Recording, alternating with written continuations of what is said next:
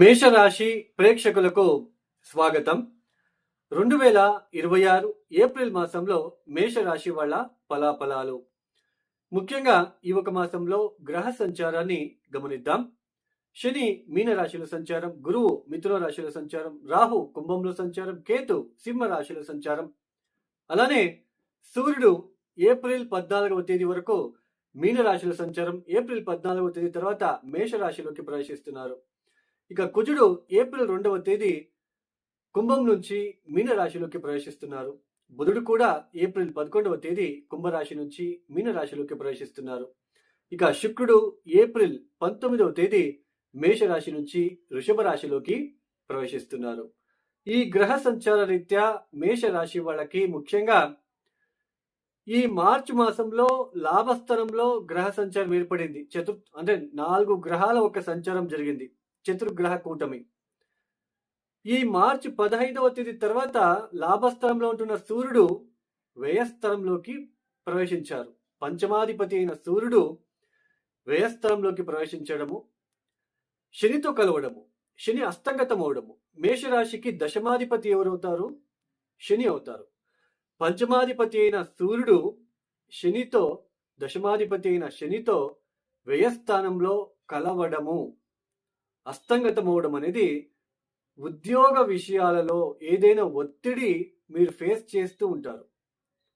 ఉద్యోగం పోతుందనో, లేదా ఉద్యోగ విషయాలు ఏదైనా కాన్ఫ్లిక్ట్స్, వివాదాలు ఎదుర్కోవడం లాంటిది, లేదా ఆరోగ్య విషయాల్లో ఖర్చులు పెరగడం లాంటిది, నిద్రాహీనత, ఒత్తిడి ఎదుర్కోవడము, ఇలాంటివి చోటు చేసుకునే ఆస్కారాలు ఉంటాయి. అంటే 12వ స్థానంలో ఈ శని లాంటి గ్రహంతో సూర్యుడు పంచమాధిపతి కలవడము, అంటే మెంటల్ టెన్షన్స్. ఈ ఒక 2 గ్రహాల తాలూకు సంచారం జరుగుతూ ఉన్న సమయంలోనే ఈ ఏప్రిల్ 2వ తేదీ కుజుడు కూడా ఎంటర్ అవుతున్నాడు. మీ రాష్ట్రాధిపతినే 12వ స్థానంలో శనితో, సూర్యుడితో కలవడం అనేది ఆరోగ్యరీత్యా కావచ్చు, సంతాన విషయంలో కావచ్చు, ఉద్యోగ విషయంలో కావచ్చు, ఆర్థికంగా కావచ్చు, మీకు కొంచెం స్ట్రెస్ఫుల్గా ఉండే ఆస్కారాలు ఉంటాయి. రాష్ట్రాధిపతినే 12వ స్థానంలో సంచారం చేస్తూ శనితో డీప్ కంజక్షన్ అవుతూ 6వ స్థానాన్ని చూస్తాడు. కాబట్టి some health point of view, some muscles related, bones related, లేదా బాగా స్ట్రెస్ అని అనిపించడము, ఏ పని చేయకుండా ఊరికనే ఉందామని అనిపించడము, ఎక్కువ పని చేసినప్పుడు ఎంత టైర్డ్ అవుతుందో ఇప్పుడు ఏ పని చేయకుండానే టైర్డ్ అని అనిపించడము, ఇలాంటివి ఫేస్ చేస్తూ ఉండడానికి, సంతానపరమైన అనవసరమైన ఖర్చులు పెరగడము, సంతానపరమైన విషయాల్లో ఆలోచనలు పెరగడము, ఉద్యోగ విషయాలలో ఆలోచనలు పెరగడము, నిద్రాహీనత, చెడు ఆలోచనలు, ఇలాంటివి మీరు ఫేస్ చేస్తూ ఉన్న సమయంలోనూ కూడా మిమ్మల్ని కాస్తలో కాస్త ఈ విషయాల నుంచి బయట పడేస్తున్న గ్రహం ఏంటి అంటే జన్మరాశిలో సంచారం చేస్తున్న శుక్రుడు మాత్రమే. ఈ 12వ స్థానంలో ఇలాంటి పాపగ్రహాల యొక్క సంచారం జరుగుతున్న సమయంలోనూ కూడా జన్మరాశిలో ఉంటున్న శుక్రుడు వలన కాస్తలో కాస్త ఆర్థికంగా అప్పుడప్పుడు సర్దుబాటు అవడము, మీకు గుర్తింపు ఈ 12వ స్థానంలో ఉంటున్న పంచమాధిపతి సూర్యుడే శనితో కలవడం వలన ఒక గుర్తింపు ఎక్కడో ఒక చోటు తగ్గి ఉండే ఆస్కారాలు ఉంటుంది. అలాంటి సమయంలోనూ కూడా ఈ జన్మరాశిలో ఉంటున్న శుక్రుడు ఆ గుర్తింపును మళ్ళీ తిరిగి మీకు తెచ్చి ఇవ్వడము, ఆర్థిక విషయాల్లో కాస్త సర్దుబాటు అవడము, అలానే ఏదైనా సరే, ఏ పని అయినా సరే మీకే అది రావడము, ఇలాంటివి కొంచెం ప్లెజెంట్నెస్ ని క్రియేట్ చేయడము, ఇలాంటివి చోటు చేసుకునే ఆస్కారాలు ఈ శుక్రుడు వలన మీకు అనుకూలతలు ఏర్పడుతున్నాయి ఈ మాసమంతా కూడా. తర్వాత ద్వితీయ స్థానంలోకి వెళ్ళిపోతాడు శుక్రుడు, ఓన్ హౌస్. మళ్ళీ ఆర్థిక విషయాలు కూడా మీకు చాలా పెద్దగా డిస్టర్బెన్సెస్ కాకుండా డబ్బుని సర్దుబాటు చేయడంలో శుక్రుడు మీకు సహాయం చేస్తాడు. మంచి మంచి భోజనాలు కూడా, ఇలాంటివి చోటు చేసుకునే ఆస్కారాలు ఉంటాయి. అలానే తృతీయ స్థలంలో గురువు ఒక సంచారము. తృతీయ స్థలంలో గురువు యోగించడు, ఎక్స్పాన్షన్ ప్లానెట్. ముఖ్యంగా ఎవరికి కూడా కష్టాలతో కూడిన జీవితం అనేది ఎవరు కోరుకోరు. మనకు ఈజీగానే రావాలి, కష్టపడకుండానే అంతా మనకి రావాలి అని కోరుకునే మనస్తత్వమే ఎక్కువగా ఉంటుంది. ఎక్స్‌పాన్షన్ ప్లానెట్ గురువు ఒక సంచారము తృతీయ స్థానంలో జరుగుతుంది కాబట్టి ఎఫర్ట్ ఎక్కువ పెట్టాల్సిన ప్రమేయము.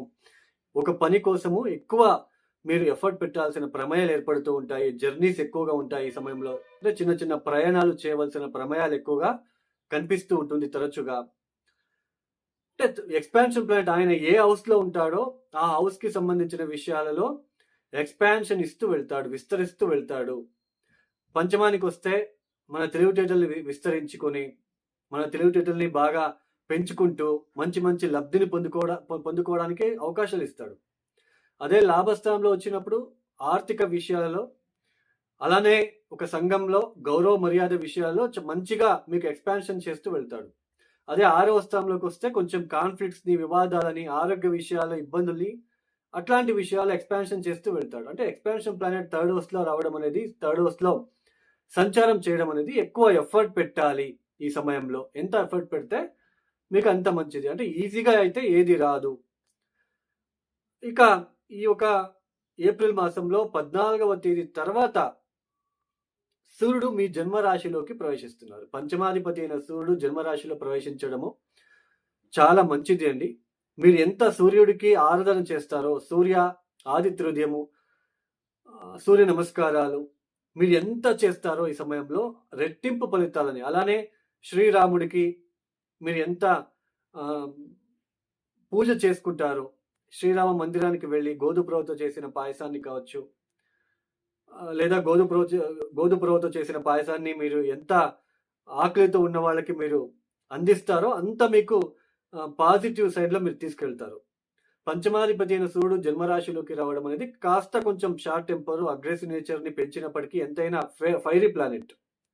అందులోనూ ఉచ్చస్థానంలోకి ప్రవేశించడము కాస్త ఈగో క్లాషెస్, కొంచెం ఈగో పెరగడం లాంటిది, కొంచెం స్ట్రైట్ ఫార్వర్డ్గా మాట్లాడడం లాంటిది, ఇలాంటివి చోటు చేసుకునే ఆస్కారాలు ఎక్కువగా ఉంటాయి. ఎక్సెస్ ఆఫ్ హీట్ కూడా అయ్యే ఆస్కారాలు, ఇలాంటివి చోటు చేసుకునే ఆస్కారాలు ఉంటాయి. కాబట్టి కొంచెం సూర్యుడి కోసం మీరు కొన్ని పరిహారాలు చేసుకుంటే మీకు ఇంకా మంచిది. అలానే పెట్టుబడి పెట్టే విషయంలో కూడా కాస్త ఆలోచించి నిర్ణయాలు తీసుకుంటే మంచిది. ఈగోతోనో అహంకారంతోనో మీరు వెళ్తే కాస్త ఇబ్బందికి గురయ్యే ఆస్కారాలు ఉంటాయి. అలానే బుధుడు కూడా 12వ స్థానంలోకి ప్రవేశించడము, 6వ స్థానాన్ని చూడడం అనేది అంత మంచిది కాదండి. కొంచెం జాగ్రత్తలు తీసుకోవాలి ఆరోగ్యరీత్యా. అలానే జర్నీస్ అనేది ఎక్కువగా ఉంటాయి. ఈ సమయంలో జర్నీస్ ఎక్కువ చేయవలసిన ప్రమేయాలు ఏర్పడుతూ ఉంటాయి. ముఖ్యంగా ఏప్రిల్ 17వ తేదీ నుంచి 22వ తేదీ వరకు కుజ, శని ఇద్దరు కూడా ఒకే డిగ్రీలో సంచారం చేస్తూ ఉంటారు. కాబట్టి కొంచెం ఆరోగ్యరీత్యా ఎక్కువ కాన్సన్ట్రేషన్ చేయడము, కొంచెం 12వ స్థానం అంటేనే కొంచెం దుస్థానం అవుతుంది. 12వ స్థానంలో ఇలాంటి పాపగ్రహాల ఒక సంచారం అనేది అన్వాంటెడ్ ఫియర్ని కలిగిస్తుంది. ఏదో తెలియని భయము, ఒత్తిడి, టైర్డ్నెస్ అని అనిపించడము, బాడీలో స్ట్రెంగ్త్ అనేది తగ్గడం లాంటిది అబ్జర్వ్ చేయడానికి ఆస్కారాలు ఉంటాయి. ఓవర్గా ఖర్చులు చేయడము, చెడు వ్యసనాలకు గురి అవ్వడం కూడా చోటు చేసుకునే ఆస్కారాలు ఉంటాయి. కాబట్టి కొంచెం జాగ్రత్తలు తీసుకోవాలి.